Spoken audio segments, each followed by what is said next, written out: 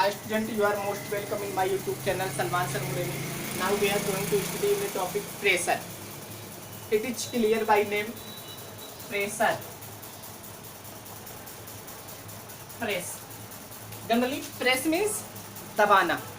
Pressure means दबाने वाला. Press means दबाना. प्रेशर मीन्स एक्चुअली दबाव भी कह सकते हैं, दबाने वाला नहीं. ER लगाते हैं तो जो आपके प्रेशर मीन्स दबाने वाला होता है, तब वो नाउन बनता. इसलिए यह प्रेशर है तो इस मीन्स दबाव, या जनरली इसको कह सकते हैं कि दाब. दाब डिफिनेशन में कहते हैं, डिफिनेशन नोट करिएगा. Acting force, acting force per unit area. Acting force on per unit area is called pressure. Acting force on the per unit area. Acting force on per unit area is called pressure. Consider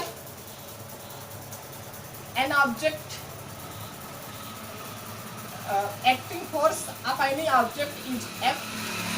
The area of the object is A. Then pressure is P. Generally pressure is denoted by P. Pressure is denoted by P is equal to force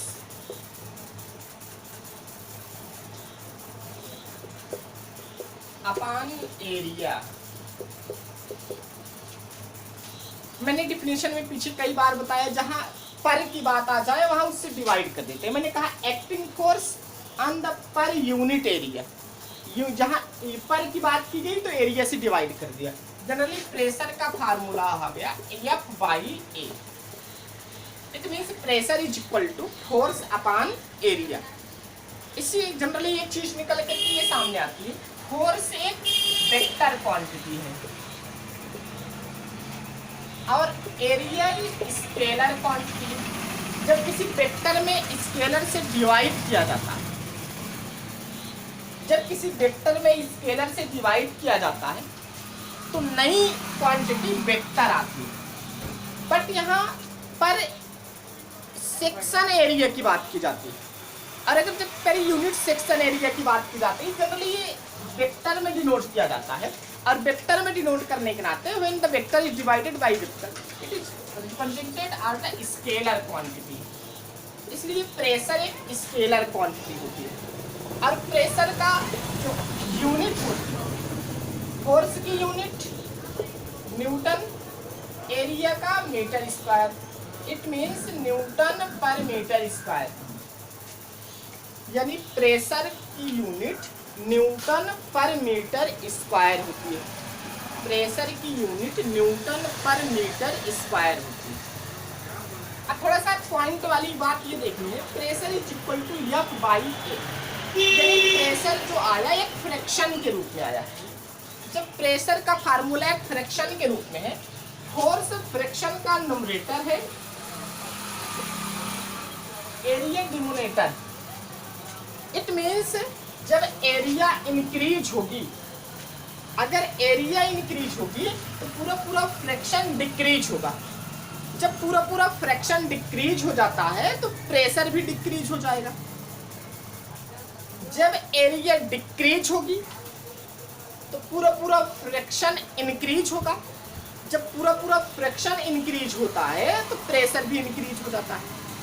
इसीलिए दीवार में ठोकने वाली जो कील बनाई जाती है वो आगे की तरफ नुकीला बनाया जाता है. आगे की तरफ नुकीला बनाने का एक ही रीजन होता है कि आगे उसका एरिया कम हो जाता है. जब नुकीला होगा तो एरिया कम हो जाएगा.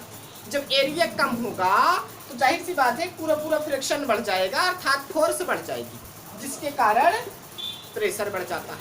अगर वही एरिया नुकीला ना किया जाए, दीवार में धंसाने में ज़्यादा फोर्स लगाना पड़ेगा.